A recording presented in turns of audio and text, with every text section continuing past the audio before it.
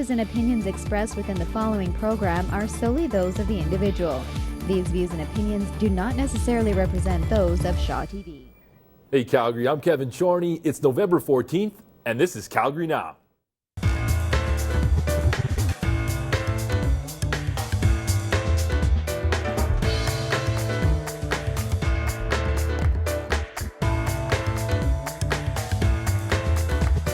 To rent or to own? When faced with this question, many people weigh the pros and cons and take a look at their finances. Whether you decide to rent or to own, once finances are considered, location comes next, and that boils down to the neighborhood you choose.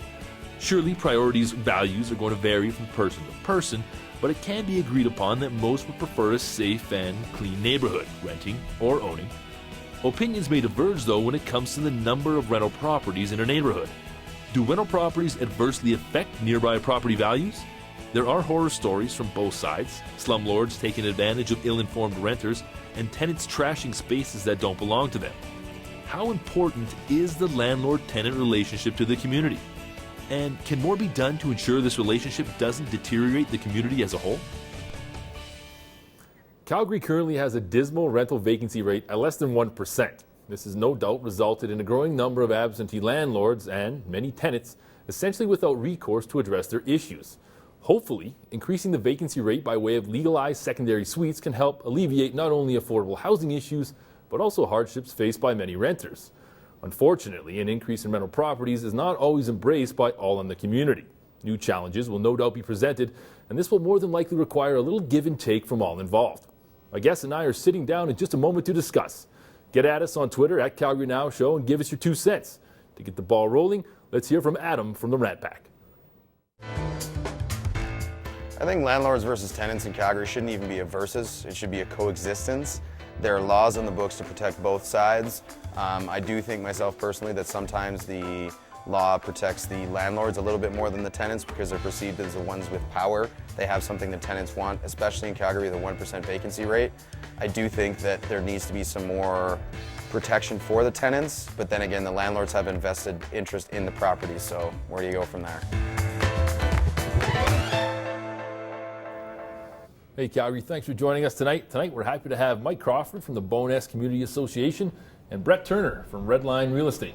Gentlemen, thanks for being here. Thanks for having me. Thank you. Real quick, Mike, tell me about your role with the Bowness Community Association. I'm on the board of directors with the Community Association. I'm the director of communications. Awesome. Thanks for being here. Thank you. Brett, I am Redline Realty. Yeah, what's it all about? Co-owner of Redline Real Estate Group, so we're a real estate sales and management brokerage. We also do renovations and mortgages, kind of your one-stop shop for real estate in Calgary. Perfect. Again, thanks for being here. So guys, Calgary's rental vacancy rate, near 0% essentially. How do we think that's affected the quality of our landlords in town and frankly, the resulting effect on neighborhoods? You know what, I think it's actually had a positive effect, and what I mean by that is the rental market is back. The landlords that own property now have the confidence in the rental market, and they're reinvesting in their properties. They're improving the quality of them and trying to make better spaces for renters to command even better rents. Tenant-wise though, doesn't that put tenants in a bit of a spot? Not a lot of options available? Yeah, I mean, it's a high-pressured market, right? But with high rents comes demand to create more rental housing. And, you know, the only way that exists is by landlords making investments in their communities to develop more rental suites. Has this been observed? There's differences in every community, Sure. I think. You know, the reason the vacancy rate is extra low compared to 6 months ago, I think, is partly due to the flood. And in Bowness, we've lost a lot of rental housing, specifically rental housing in a lot of cases. And so we have actually seen a decrease in renters and a decrease in properties for them to come back to. So the prices have gone up and the selection has gone down dramatically. So there's been an impact there, and not agreeing with the market forces and whatnot, but the rents have gone up dramatically. So how does that affect the community per se? I mean, you have an increased number of, like a transient population. Would you say that's fair? No, I wouldn't say that's noticeable anyways. Yeah. We've lost a lot of homes, both owner and renter, so it hasn't changed proportions or the overall dynamic, but a lot of members of the community are no longer able to live there, renters and owners. And we've noticed a change in the demographic of the tenant applicants, so more people rooming up together. You know, we're getting more dual income applicants now than we might have seen, you know, a couple years ago when rental rates were a little lower. Traditionally, communities with homeowners that are predominantly homeowners, I mean, clearly homeowners are going to have more of a vested interest in that community. Obviously, that face is going to change a little bit. Some people would argue that maybe renters won't have that same vested interest in the community. How would you respond to that? They're signing a lease oftentimes for a year, right, or even longer than that. And these people have families, they have kids, you know, that are enrolling in schools and whatnot. So I don't buy this sentiment that tenants are a second-class citizen or of that sort. Well, we were all renters at one point, right? Of course, exactly, yeah. And to that point, Calgary rental rates are high to the point where it's very close to that rent versus buy number for a lot of tenants here. And you know, the tenant of today could be a homeowner of tomorrow. You know, oftentimes they're only in a property for what could be a year or even 2 years before they're looking to make a move. So Bowness has about a 45% homeowner rate, so 55% renter rate. Wow. So it's not quite the level of Sunnyside or Cliff Bungalow, but it is higher than the suburban neighborhoods. yeah. And the mix has stayed the same for quite a few years. And maybe homeowners tend to take care of properties more so than renters, but renters are equally valuable. Rental suites are generally more dense. They provide, you know, more opportunities for businesses and a more diverse demographic. One of the benefits of being in a place with rental properties is you have all incomes and age spectrums that are able to access the community. So as a property management firm, what are your responsibilities toward tenants then?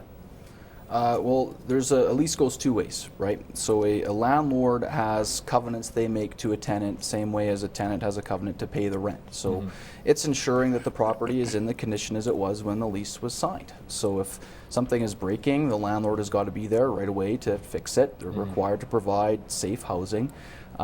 So it's that relationship is there. It is a two-way street, and it's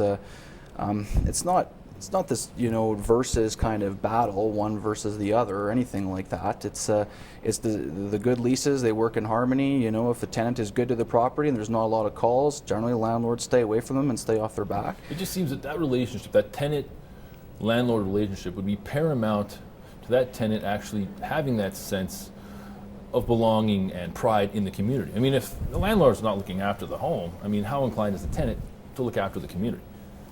I wouldn't think very high. Yeah, I think if You know where I'm going with that, though.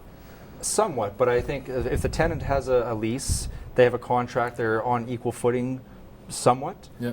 I think there is a favoritism towards the owner or the landlord, but I think there is an agreement between the two that works. Unfortunately, there are a lot of illegal suites out there where the tenant virtually has no rights. Yeah. And we've seen the effects during the flood. A lot of illegal suites were wiped out, and the tenant actually can't claim insurance, he has no recourse except to leave, and they have no home. And the landlord can't even replace the suite because it was illegal to begin with. So there's a lot of issues that come up with illegal suites. That is tough. Okay, well, insurance aside, what avenue do tenants have then if they are being mistreated by, say, an overbearing landlord, or in contrast, maybe an unmotivated landlord, absentee? I mean, there's a service, government-provided service called the Residential Tenancy Dispute Resolution Service. It's kind of like a more accessible court system for both tenants and landlords to go to one another. And if a landlord is way offside, I encourage tenants to go and submit an application to the dispute office and look to get a claim in. And they're pretty quick, and they hear you out. And the times I've had to use it, I've found them to be a fair system. And I think that's the difference. The landlords are always aware of the system and the process and the regulations. Sure. The tenants very often aren't. Yeah. There's language barriers. They've moved. They're from out of the province. They're not aware of what their rights and abilities are. So Definitely. the service is great, but we have to raise more awareness of it.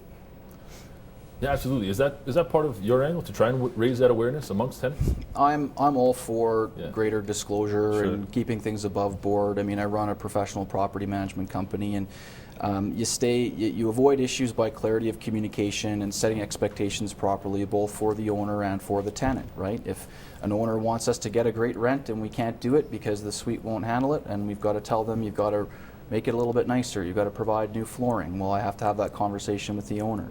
If the tenant is paying a bargain basement rent, and a few months after moving in, they kind of would care for a different carpet, I have to tell them this is the condition it was when you moved in, and that's how it'll be for the remainder of the lease. So, Do you notice in the community of Bowness properties that are run by a landlord and those that would be run by a property management company? Can you see a contrast there?